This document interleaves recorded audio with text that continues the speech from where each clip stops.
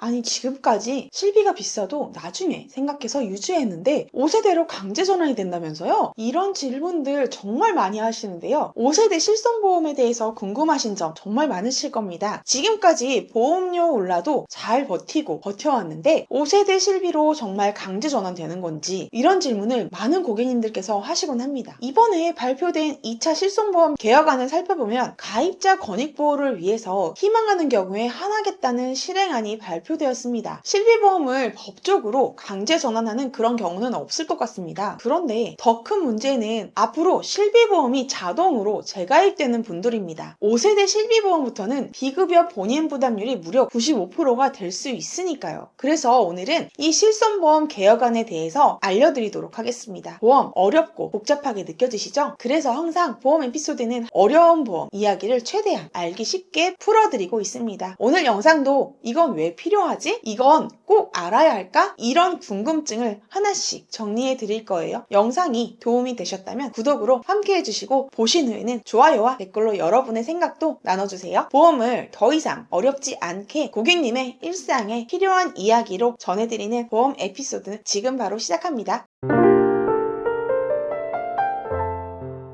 5세대 실손보험 개혁안이 발표된 원인은 비급여 관리의 구조적인 문제였는데요. 개혁안 자료를 한번 살펴보면 크게 3가지 정도를 이 비급여의 문제점으로 보고 있습니다. 첫째는 비급여 항목에 대한 사용 관리 미흡을 지적했는데요. 급여와는 다르게 비급여는 선택 영역으로 시장의 자유에 맡기고 있습니다. 의료기관마다 같은 비급여 항목도 가격이 다르다는 부분이 문제인 거죠. 실제로 이 산재보험으로 도수 치료를 받았을 때 36,080원 정도였던 진료비가 건강보험 비급여로 적용이 되면 최대 28만원까지 나올 만큼 의사에 따라 병원에 따라 가격의 편차가 있었던 건 분명 맞는 말인 것 같습니다. 또 일부 과잉 비급여 치료들이 환자의 안전성에도 문제를 일으킬 수 있다고도 지적하고 있고요. 두 번째는 비급여의 과잉 팽창을 문제 삼았습니다. 세 번째는 관리 미흡과 팽창의 주된 원인이 사후적 비급여 관리 때문이라고 말하고 있습니다. 특히 소비자분들이 비급여에 대한 정보 확인이 어려운 만큼 전체적으로 의사나 의료진의 판단에 의존할 수밖에 없는데요. 이로 인해 불필요한 비급여 진료도 과도하게 받게 되는 거라고 보고 있는 것 같습니다. 따라서 사실상 이번 실손보험 개혁안의 핵심 내용은 비급여 항목과 관련된 부분입니다. 그럼 본격적으로 어떻게 바뀔 예정인지 한번 살펴보도록 하겠습니다. 핵심은 이겁니다. 꼭 필요한 치료적 비급여는 급여로 전환을 하고요. 과잉 우려가 컸던 흔히 3대 비급여 항목이라고 하는 것들은 본인 부담률을 올리겠다는 건데요. 비급여도 같은 비급여가 아니라 중증과 경증 필수 의료인지 아닌지 등 다양한 기준으로 나누어서 페널티와 어드밴티지를 준다는 걸로 생각이 됩니다. 최근 척추성 근위축증에 쓰이는 고가의 의약품인 졸게스마, 유방암에 쓰이는 에너투주 같은 약물들을 비급여에서 건강보험 급여 항목으로 전환하는 사례가 있었습니다. 또 중증 응급소화분만 등의 필요한 의료 역시 급여화하기로 했는데요. 이처럼 치료에 필수적인 비급여 항목들을 건강보험의 급여로 전환함으로써 중증 응급희귀 환자들의 의료비 부담을 대폭 낮춰주겠다는 걸 주된 목표로 삼고 있습니다. 또 신의료 기술들 중에 효과성이 입증된 비급여 항목들에 대해서 건강보험 급여로 신속하게 전환해서 비용 문제로 치료를 받고 싶어도 받지 못하는 환자들에게도 치료의 기회를 제공하겠다는 건데요. 이러한 방향이 맞다면 암 치료에 효과적이라고 알려진 중입자 치료나 양성자 치료 등도 신속하게 전환되었으면 한다는 개인적인 바람이 있습니다. 저희 고객님께서 중입자 치료를 받으셨는데요. 이 치료 비용만 4천만원, 5천만원 이렇게 지출됐다고 하시더라고요. 비용 부담이 정말 컸는데 이로 인해서 암에 대한 가족력들이 있어서 걱정되시는 분들은 이 고가의 비급여 암 치료비를 대비하기 위해서 암 치료비 특약을 따로 준비하시기도 했죠.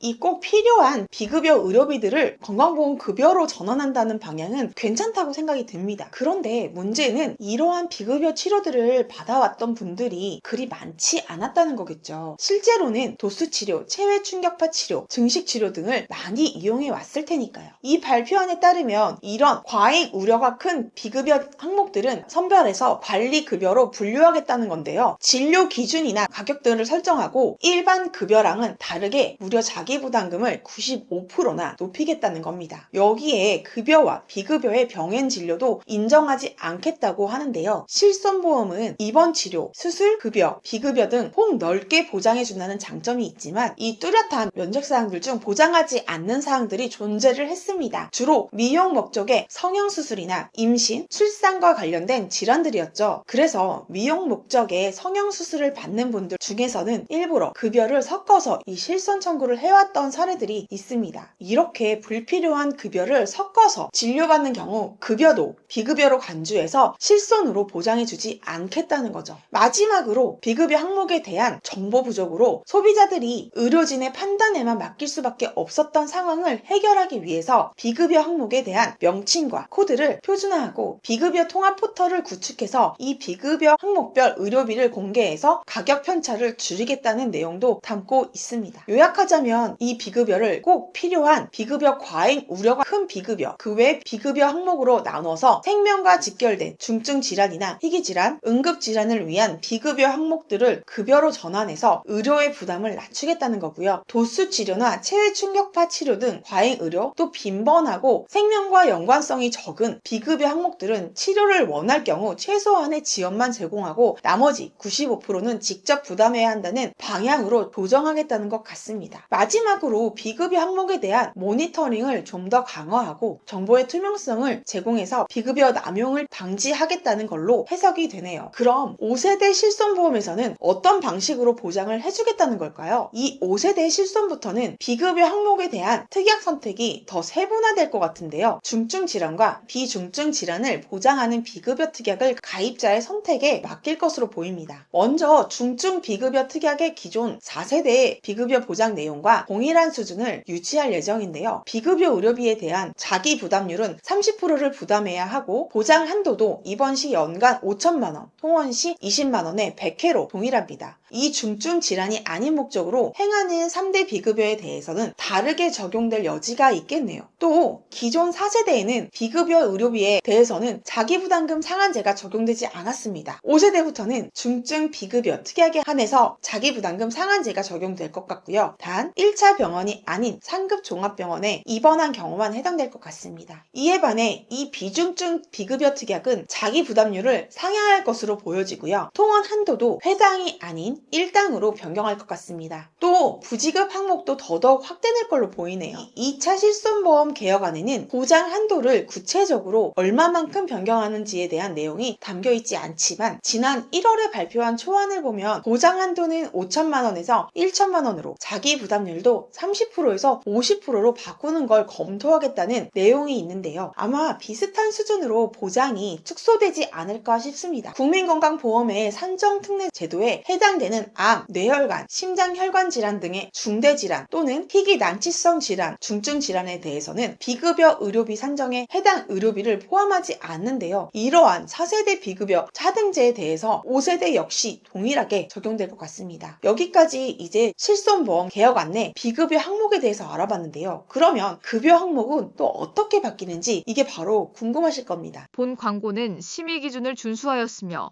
유효기간은 심의일로부터 1년입니다.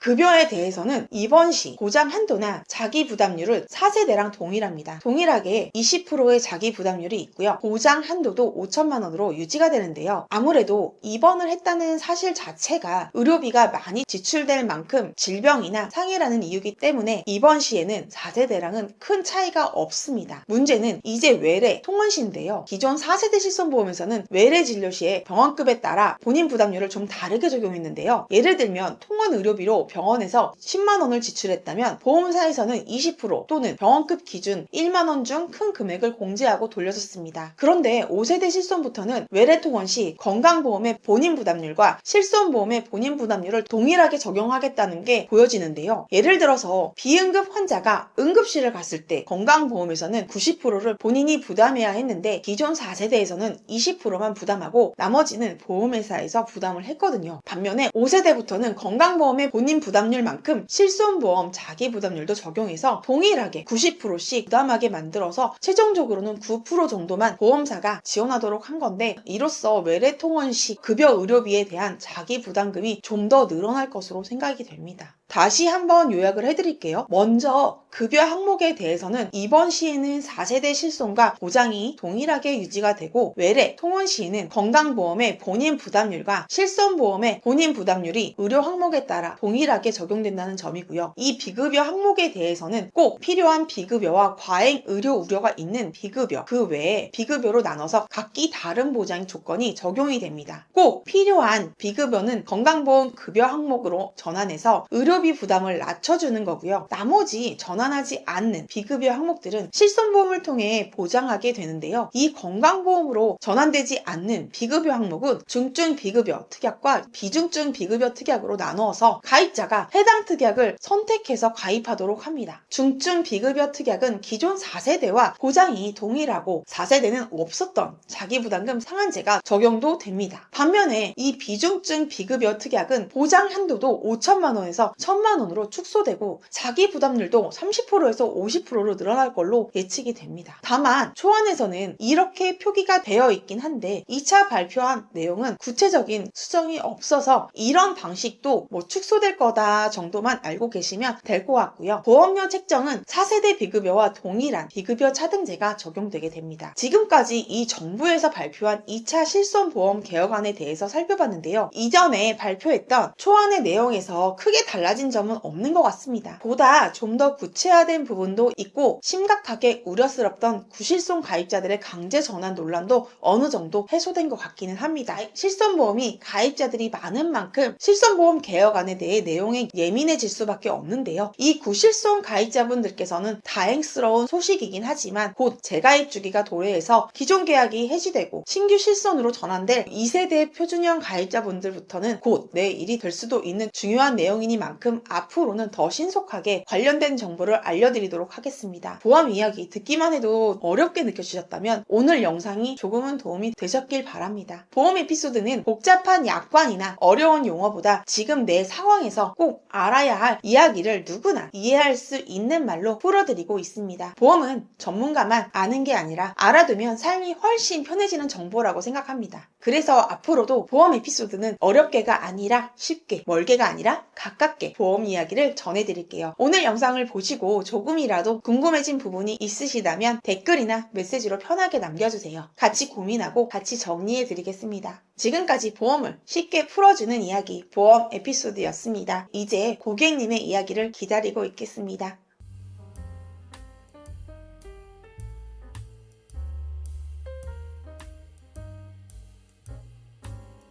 본 광고는 심의 기준을 준수하였으며 유효기간은 심의일로부터 1년입니다.